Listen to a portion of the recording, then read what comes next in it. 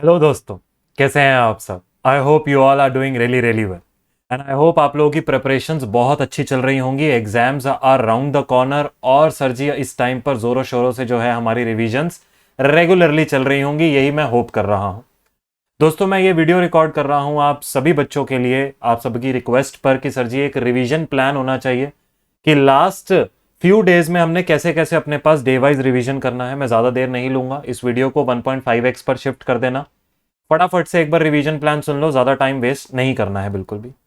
ये revision plan किसको relate करता है? ये रिवीजन प्लान रिलेट करता है सीए इंटर ग्रुप 1 अकाउंट्स के पेपर को, जो कि सर जिसकी एग्जाम डेट आपके पास है 3 मई 2023।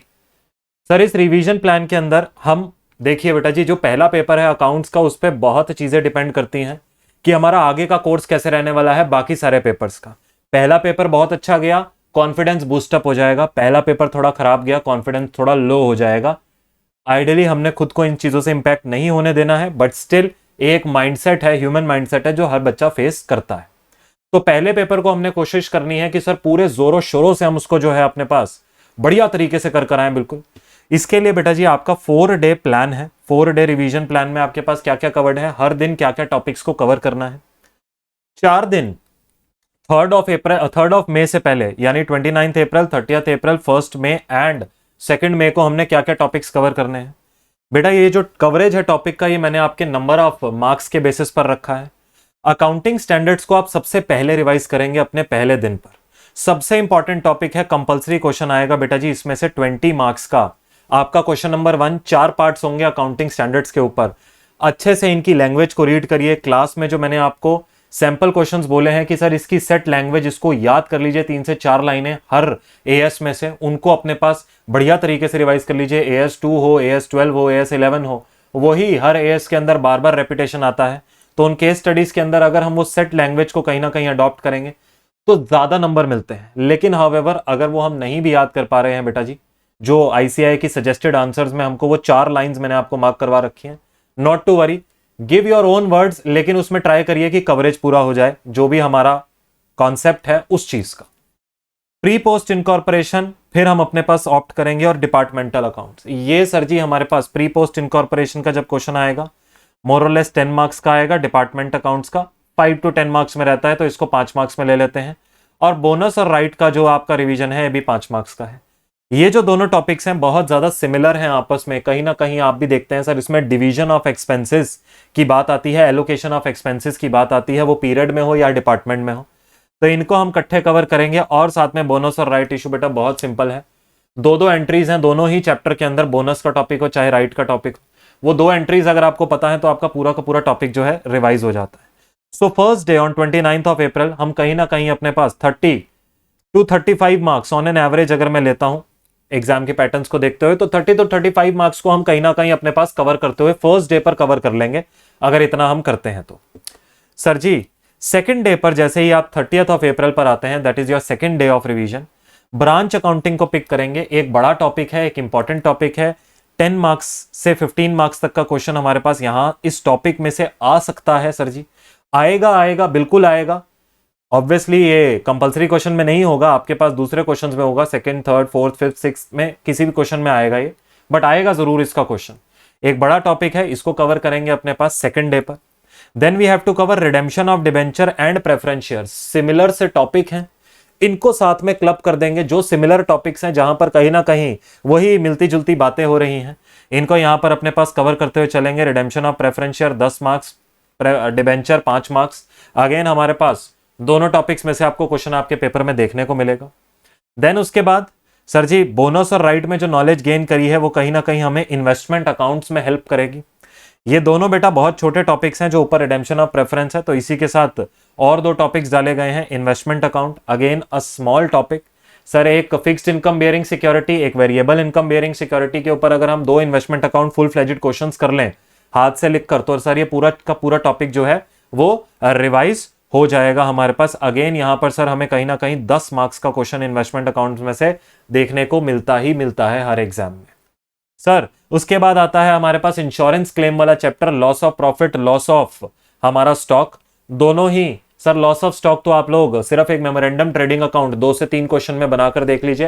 मेमोरेंडम ट्रेडिंग अकाउंट अगर हमको कंसेप्चुअली क्लियर हो गया एवरेज क्लॉज लगाते हुए, इंश्योरेंस क्लेम का एक पार्ट तो खत्म हो जाएगा। दूसरा पार्ट है लॉस ऑफ प्रॉफिट वाला, उस पर 2 से 3 सवाल कर देख लीजिए। स्टैंडर्ड टर्नओवर, एनुअल टर्नओवर हमने कैसे कंप्यूट करना है, प्रैक्टिकली इन वाले पार्ट्स को देखिएगा, अपने नोट्स को रेफर करिएगा। यहां से भी सर हमें 10 मार्क्स का जो है कवरेज मिल जाता है। तो अगर ऑन एन एवरेज बताऊं नेक्स्ट डे पर भी आप सर कहीं ना कहीं 30 to 35 मार्क्स का आपका on an average next day पर भी कवर होगा। सर हम इतना ज्यादा कवरेज पहले ही 2 दिनों में कर लेंगे? जी हाँ बिल्कुल बेटा जी, हमने अपने स्ट्रेस लेवल्स को बिल्कुल मिनिमम रखना है बिफोर आवर एग्जाम। अगर स्ट्रेस लेवल्स हाई हैं, एग्जाम से पहले ऐसा लग रहा है बहुत कुछ पढ़ा है रिवाइज करने के लिए, स्ट्रेस लेवल हाई होगा, चीजें भूलने लगोगे। तो अपने पास बिल्कुल पहले स्ट्रेस ले लो, बाद के दिनों में अगर आप 1 मई को देखेंगे यहां पर बिल्कुल सिंपल टॉपिक्स हैं आपका फाइनेंशियल स्टेटमेंट और कैश फ्लो स्टेटमेंट। ये एक आपके 2 टॉपिक्स हैं जो फाइनेंशियल स्टेटमेंट्स आपके लिए एक बड़ा टॉपिक रखा गया है, जो बहुत स्कोरिंग टॉपिक भी है। 20 मार्क्स का फुल फ्लेजेड क्वेश्चन आएगा फाइनेंशियल स्टेटमेंट्स में से, और 20 के 20 नंबर आपको देखा जाएगा अगर आपने प्रॉपर प्रेजेंटेशन के नोट्स टू अकाउंट्स के साथ अपना पूरा सोल्यूशन किया है। तो 20 मार्क्स का आपको कहीं ना कहीं ये टॉपिक देखने को मिलेगा। साथ में कैश फ्लो का सर ये एएस में भी आ सकता है, ये अदरवाइज एज अ चैप्टर भी आ सकता है। 5 से 10 मार्क्स का क्वेश्चन आपको अगेन यहां से देखने को मिल सकता है। Cash flow is not very typical, एक बार ऑपरेटिंग, इन्वेस्टिंग, फाइनेंसिंग समझ में आ जाए क्लासिफिकेशन, तो सर कैश फ्लो पर एक स्ट्रॉन्ग होल्ड आप बना सकते हैं। Hire purchase again 5 marks, incomplete records 5 to 10 marks, depending upon sir ji exam का जो डिफिकल्टी लेवल है उस हिसाब से इनके एडजस्टमेंट्स रहेंगी। सर अगेन थर्ड डे पर भी हमारे पास कितने का कवरेज आ रहा है? अगेन थर्ड डे पर भी 30 मार्क्स का हमारा जो है मोटा मोटा 30 मार्क्स का मेरे को थर्ड डे पर भी कवरेज मिल रहा है।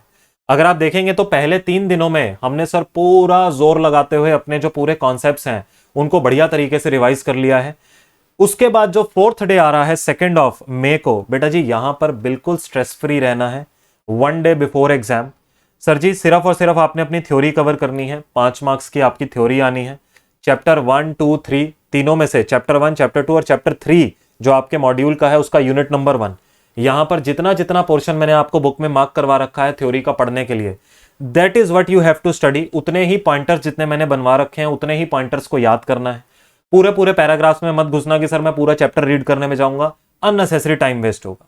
1, 2, 3 जितने जितने पॉइंटर्स जैसे जैसे बनवा रखे हैं वैसे वैसे उन पॉइंटर्स को याद कर लो। 5 मार्क्स की थ्योरी आनी है, इसको भी कवर करेंगे। ज्यादा देर नहीं लगाना, 3 से 4 घंटे इन्वेस्ट करना अपने पास 2 मई को थ्योरी के ऊपर।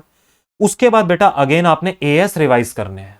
सर यहां पर हमने इनको कवर कर तो लिया है ऊपर, बेटा बिल्कुल कर लिया है, लेकिन जैसे मैंने पहले भी बोला एएस में क्या मैटर करता है, केस स्टडी आएगी, लैंग्वेज मैटर करती है।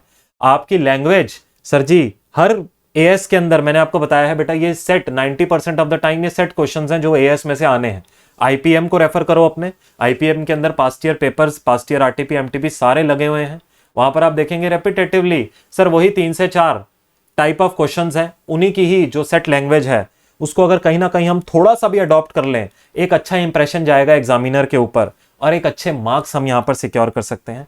बाकी आप अपनी लैंग्वेज में लिखते हैं उसमें कोई प्रॉब्लम नहीं है, we just have to cover the concept that is asked in the question. तो एएस को आप पूरा रिवाइज करेंगे यहां पर दोबारा से। सर 20 मार्क्स हैं, कंपलसरी क्वेश्चन आना है सर, इसको हम लाइटली बिल्कुल भी नहीं ले सकते हैं। जिन एएस में अगर आपको लगता है थोड़ी तकलीफ आपको आ रही है, वो कोई भी एएस हो सकता है, एएस 11 है, एएस 16 है, उनको थोड़ा सा आप उनकी रिटर्न प्रैक्टिस करिए यहां पर। बाकी नोट्स आपने सबके रिवाइज करने हैं। अब सर जैसे ही एएस खत्म हो जाता है इसके बाद जो मेरे हैंड रिटन नोट्स आपको हर एक चैप्टर के लिए मिले हुए हैं, अपनी आई विजन की मोबाइल ऐप या फिर आई विजन की वेबसाइट ओपन करो, सिंपली बैठकर अपना स्टडी टेबल के ऊपर उन नोट्स को स्क्रॉल करते जाओ, जस्ट कीप रीडिंग देम। जैसे ही आप वो नोट्स पढ़ेंगे आपका जो पिछले 3 दिन का रिवीजन है वो सारा तीनों दिन का रिवीजन आपके पास आपके दिमाग में रिवाइज होता जाएगा। सर ये तो हो गए the topics that we have to cover. इस चीज का अपने पास एक स्क्रीनशॉट ले लेना, the topics that we have to cover. Video के बिगनिंग में जाना, वहां पर ये मार्किंग्स नहीं थी, या ये वाला स्क्रीनशॉट ले लो। इस स्क्रीनशॉट को अपने पास कहीं ना कहीं प्रिंट निकाल के रख लेना कि ये मेरे आखिरी 4 दिनों का शेड्यूल है, और इन 4 दिनों में बेटा याद रखना टाइम बेस्ड मैनर में काम करना। 4 दिन में अपने पास जिस जिस टॉपिक को जितना जितना आपको लगता है टाइम, जैसे एएस के लिए अगर मैं बोलूं सर हमारे पास एएस के लिए अगर मैं बात करूं आधा घंटा पर अकाउंटिंग स्टैंडर्ड अगर मैं देता हूं, half an hour on an average. Sir कुछ ऐसे अकाउंटिंग स्टैंडर्ड हैं जो हाफ आवर से कम लेंगे, जैसे एएस 1 है वो आधा घंटा नहीं लेगा, AS3 है सर, वो कैश फ्लो में ऑलरेडी कवर हो रहा है। सर AS13 है, वो ऑलरेडी इन्वेस्टमेंट अकाउंट के साथ कवर हो रहा है। तो सर वो आधा आधा घंटा नहीं लेंगे, तो ऑन एन एवरेज अगर मैं बोलूं तो आपके 8 जो अकाउंटिंग स्टैंडर्ड्स हैं, 8 अकाउंटिंग स्टैंडर्ड्स के लिए आपके पास 4 से 5 घंटे में, चलो आपको ट्राई करिए बेटा इसको खत्म करने की, ज्यादा इसको लिंगर ऑन मत करते रहिए। प्री पोस्ट इनकॉर्पोरेशन में 1 से 1.5 घंटा ऐसे अपने नंबर ऑफ आवर्स डिफाइन कर लीजिए। हर स्टूडेंट के हिसाब से वो नंबर ऑफ आवर्स होते हैं, मैंने आपको टॉपिक बता दिया, उस हिसाब से आप नंबर ऑफ आवर्स जितना आपको डिफिकल्ट और सिंपल लगता है टॉपिक, उस हिसाब से डिफाइन कर लीजिए। सर रिवीजन करते हुए क्या मेरे को क्वेश्चन सॉल्व करने हैं, ये एक अगला सवाल आपके दिल में हो सकता है। क्या रिवाइज करते हुए क्वेश्चन को लिख लिख कर देखूं या सिंपली रीड कर लूं? बेटा जो भी टॉपिक आप पिक कर रहे हैं, बेशक वो फाइनेंशियल स्टेटमेंट्स हो, कैश फ्लो स्टेटमेंट हो, डिपार्टमेंट हो, प्री पोस्ट इनकॉर्पोरेशन हो, मैं आपको ये कहूंगा बेटा जो मैंने क्लास में आपको इंपॉर्टेंट स्टार मार्क करवा रखा है, हर एक क्वेश्चन में मैं स्टार मार्क करवाता हूं आपको। लास्ट डे पर इन दिनों में आपने वो स्टार मार्क वाली एडजस्टमेंट्स देखनी है। हाँ हाँ सर स्टार मार्क किया है हमने क्लास में, वो स्टार मार्क वाली एडजस्टमेंट देखनी है। साथ में जो क्वेश्चन आपको लग रहा है एक फुल फ्लेजेड क्वेश्चन है, जो आपसे कई बार आपको ऐसा लगा कि सर ये full fledged PNL balance sheet वाला जैसे सवाल है 20 नंबर का, वो कई बार सर हमें टाइम ज्यादा लग रहा है, तो 1 से 2 क्वेश्चन आपने लिख कर देख लिया। अब सर टाइम नहीं है, हम सारी चीजों को नहीं लिख पाएंगे, स्टार मार्क वाली सारी एडजस्टमेंट्स को हमने रीड कर लेना है अपने पास। सर 1 से 2 क्वेश्चन मैंने लिख कर देखने हैं, और जो मैंने आपको कहा था मिस्टेक रजिस्टर बनाने को, क्या बोला था, जहां जहां जो जो गलती हो रही है उसका एक मिस्टेक रजिस्टर बनाते जाओ। उस मिस्टेक रजिस्टर को, मेरे नोट्स तो पढ़ने ही पढ़ने हैं, तुमने जहां जहां जो जो गलतियां करी थी उस मिस्टेक रजिस्टर की उस पॉइंटर्स को पढ़ लेना कि यार I have to adjust it like this, I have to adjust it like that. वो जो हमने एक अकाउंट रखने को आपको बोला था, अगर वो आपने रख रखा है तो अपने मिस्टेक रजिस्टर को साथ में रीड करना है। दिस इज हाउ, ये आपने सारी रीड करनी है। 1 से 2 क्वेश्चन हैंड रिटन प्रैक्टिस करने हैं, हैंड रिटन प्रैक्टिस करते हुए टाइम बेस्ड मैनर में चलना है। ऐसा ना हो कि सर हम बिल्कुल आराम से लगे हुए हैं कि पूरा दिन है हमारे पास, जी नहीं। 20 मार्क्स का क्वेश्चन है, मैक्सिमम ट्राई करना है 30 मिनट्स में कंप्लीट करना है, और नोट्स को रीड करना है। 5 से 10 मिनट लगेंगे सारे नोट्स को रीड करने में, आपके ऐप और वेबसाइट पर सब जगह आपके पास अवेलेबल है। हर एक टॉपिक के अंदर यही स्ट्रेटेजी ऑप्ट करनी है, नोट्स पढ़ें, इंपॉर्टेंट एडजस्टमेंट्स जहां पर सर ने स्टार मार्क करवा रखी हैं वो रीड करें, 1 से 2 क्वेश्चन हैंड रिटन प्रैक्टिस करें, अगर कोई मिस्टेक रजिस्टर बनाया है तो उसको भी साथ साथ रीड करें, कोई इंपॉर्टेंट नोट्स अगर उसमें रख रखे हैं। इस प्रकार आप अपने सारे टॉपिक्स को रिवाइज करेंगे। सर जी रट्टाबाजी करने की कोई जरूरत नहीं है, सारे टॉपिक्स आपको ये बात याद रखनी है, सारे टॉपिक्स बेटा जी आपको आते हैं कॉन्सेप्चुअली। लास्ट मोमेंट पर अगर लेट सपोज आज तक आपने कोई टॉपिक नहीं पढ़ा, अब आज तक तुमने ब्रांच अकाउंटिंग पढ़ा ही नहीं, तो लास्ट टाइम पर ब्रांच अकाउंटिंग को उठाने की गलती बिल्कुल मत करना। अगर आज तक तुमने ब्रांच अकाउंटिंग नहीं पढ़ा, then simply forget about revising branch account. Sir ji जो नहीं पढ़ा है उस पर अपना टाइम वेस्ट कर अपना माइंडसेट डिस्टर्ब बिल्कुल मत करना, क्योंकि माइंडसेट डिस्टर्ब हो गया उसके बाद जो बाकी आता हुआ काम है वो भी भूल जाओ। सर जी जो आज तक टॉपिक नहीं पढ़े वो आखिरी मोमेंट पर भी समझ में नहीं आएंगे, क्योंकि इस टाइम पर हश क्रिएटेड होता है। तो अपने पास हंसते हंसते वो वाले टॉपिक कर लो जितना तुमने आज तक कर रखा है। अगर 100% कर रखा है वेल एंड गुड, बात समझ में आ गई। सर जी काम रहिएगा पेपर में, रिवाइज करते हुए काम रहिएगा, सारी चीजें आ जाएंगी। पहले वो क्वेश्चंस को पिक करिएगा जो आपको बेस्ट आते हैं पेपर में, उसके बाद उन क्वेश्चंस पर जाइएगा जहां पर आपको लगता है कि चलो थोड़ा टाइम इन्वेस्ट कर देख लेता हूं, शायद कुछ अचीव हो जाए। This is your revision strategy. I wish you all the best for your exam. Sir ji I am available on your private Telegram group, I am available for you. आपको जहां पर भी जो भी डाउट आता है अपना डाउट पोस्ट करिए, हर्ष नहीं करना है, कॉन्सेप्चुअली चलना है। मैं बार बार यही कह रहा हूं, खुद को काम रखना है। इस टाइम पे पहला पेपर है, इन्वेस्ट करो टाइम, अच्छा गया, एक रिदम सेट हो जाएगी सारे पेपर्स के लिए, सिंगल ग्रुप हो चाहे बोथ ग्रुप। पेपर नहीं भी अच्छा जाता, याद रखना इस बात को, सारे पेपर देने जाना। Sir ji not so good paper, sometimes passing marks भी आ जाते हैं, बाकी सारे पेपर देने जाना, एक भी पेपर स्किप नहीं करोगे तो। बात समझ में आ गई, एक भी पेपर स्किप नहीं करना, ठीक है सर जी। ये बात हमारी हो गई रिवीजन स्ट्रेटेजी की, माइंडसेट की। बाकी मोटिवेटेड रहो, खुश रहो, आगे बढ़ते रहो। All the very best, thank you so much, मेहनत करते रहो, खुश रहो, all the very best, bye bye.